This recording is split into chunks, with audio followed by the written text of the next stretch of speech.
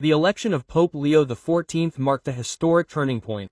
This former cardinal, known for his sense of dialogue and theological rigor, surprised everyone with his first words from the Vatican Loggia. Rather than solemn blessings, he immediately spoke of the need for profound reform to revive the Church. He affirmed that the institution needed to open up without denying its tradition. Without touching on ultra-controversial subjects such as the ordination of women or priestly celibacy, he targeted 5 areas of transformation. Each of these areas seems capable of profoundly reshaping the Church's place in the world. The first reform, called reconciliation with science, aims to bring the Church closer to contemporary scientific advances. Leo X wants a new pontifical commission for dialogue between science and faith, including Nobel Prize winners, theologians and ethicists. This group will have the mission of shedding light on moral decisions in the light of modern discoveries. The Pope wants to put an end to sterile conflicts over evolution, bioethics and artificial intelligence. He declared that faith does not fear the truth and that the role of the Church is to discern and not to oppose.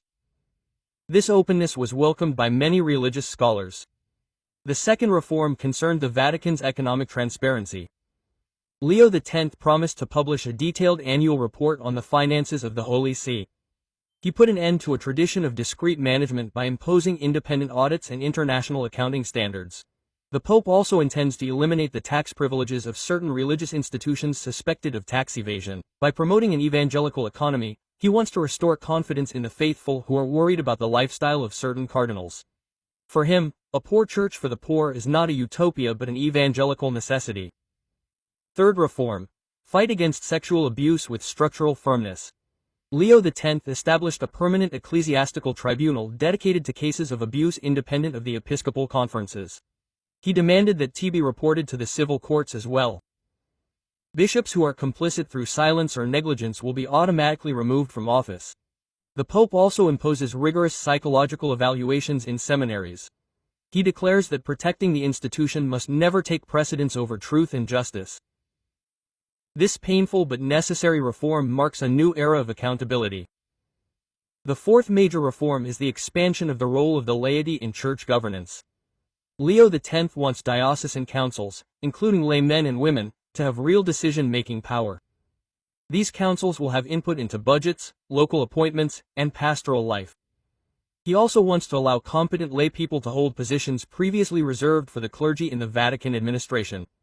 This reform reinforces the idea that the people of God are not limited to the hierarchy. It reaffirms the spirit of the Second Vatican Council, which has often been betrayed. The fifth and final reform: reforming the liturgy to make it more lively and participatory.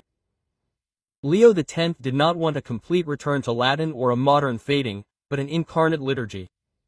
He asked that local churches be able to adapt certain celebrations to cultures while maintaining doctrinal unity.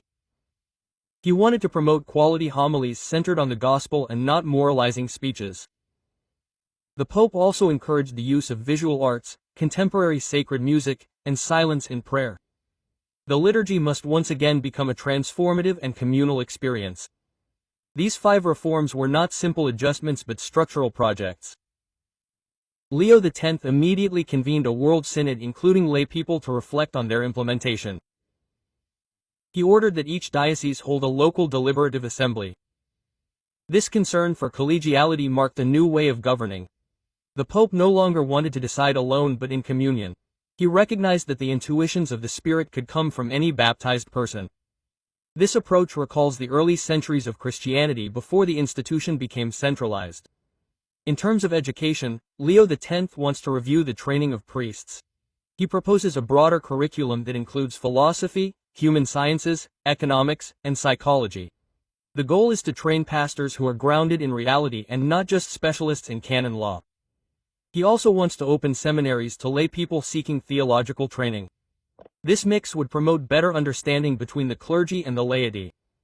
The Pope believes that clericalism is a profound evil, responsible for many abuses and misunderstandings. An adult church must break with rigid and infantilizing hierarchies. Leo X also wants the church to take the lead in a global movement for climate justice. He proposes an alliance between religion, science, and activists. The Vatican will invest heavily in exemplary ecological projects in Rome and elsewhere. The Pope encourages bishops to denounce environmental injustice locally. He is considering a joint encyclical with non-Catholic leaders. He considers the climate emergency to be a spiritual emergency. Destroying creation means crucifying Christ anew in the poorest. On the issue of migration, Leo X adopts a firm and evangelical line. He asks each European diocese to welcome at least one refugee family. The Pope denounces nationalist and xenophobic policies, calling them anti-Christian. He demands that states respect the right to asylum and invites parishes to become places of mercy.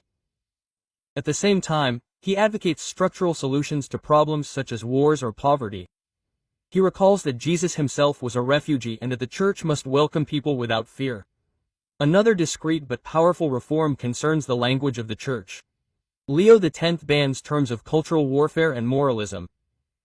He wants a pastoral message centered on love, freedom and truth. He asks bishops to avoid abstract condemnations and to prioritize listening. He wants to reconcile the Church with young people, divorcees, and LGBT people without changing doctrine, but by changing the tone. He often repeats, Christ never cried out, he loved. This change in pastoral style could heal many wounds. Leo X also relaunches the reform of the Roman curia. He wants a missionary and non-bureaucratic curia. He drastically reduces the number of dicasters and merges certain bodies. Each prefect will have to report regularly to a joint commission. The Pope intends to limit appointments to a maximum of 10 years to avoid the concentration of power. He abolishes certain honorary titles and demands sobriety of life. Those who serve the Church must not live like princes, he said. This return to basics appeals well beyond Catholic circles. The Pope also wants to reconnect with other Christian denominations. He has proposed an ecumenical jubilee in 2033 to celebrate together the 2000th anniversary of the death of Christ. He wanted to organize interfaith meetings on the sacraments, the role of women, and Bible reading. He also invited the Orthodox Patriarch and Protestant pastors to collaborate on humanitarian missions. For Leo X, Christian unity would not be achieved through dogmatic compromise, but through a shared mission. He dreamed of a polyphonic and non-uniform church. His relationship with non-Christian religions was marked by humility and listening. Very early on, he visited a mosque, a Buddhist temple, and a synagogue. He condemned any political instrumentalization of religions. He proposed an oath of alliance for peace between religious leaders in order to prevent conflicts in the name of God. He supported local initiatives for interreligious dialogue in schools and neighborhoods. He affirmed that faith should disarm hearts, not armies. This peacemaking approach was hailed throughout the world. Pope Leo XIV's spirituality was profoundly Ignatian. He emphasized discernment, personal guidance, and inner freedom. He wants to form mature Christians capable of making informed choices. He is re-emphasizing spiritual exercises adapted to all states of life. He insists on silence, contemplation, and sobriety of life. He wants a church that prays before speaking and listens before judging. This silent reform could well be the most lasting. The Pope also wants women to have a greater role in ecclesial decisions. Without ordination, he proposes the creation of a lay preaching ministry accessible to trained women and men.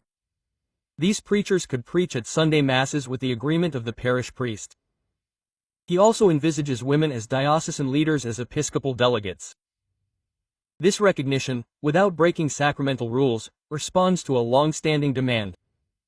It could pave the way for a global revaluation of the role of women in the Church.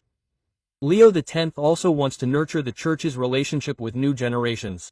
He is launching a global digital platform for young believers led by priests, laypeople, and Christian influencers. He offers digital pilgrimages, interactive training, and online spiritual support. The idea is to reach young people where they are without moralizing them. He also creates a fund to finance innovative Christian projects led by young people. The Church must be the cradle, not the coffin, of their dreams, he says. He is also working on small local Christian communities. He wants large parishes to become federations of small neighborhood fraternities.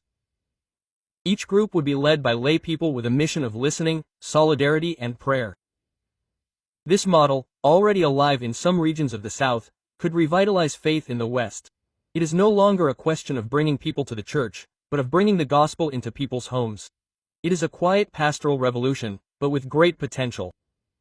Leo X finally questions the notion of power in the Church. He speaks of service of authority and not of sacred domination.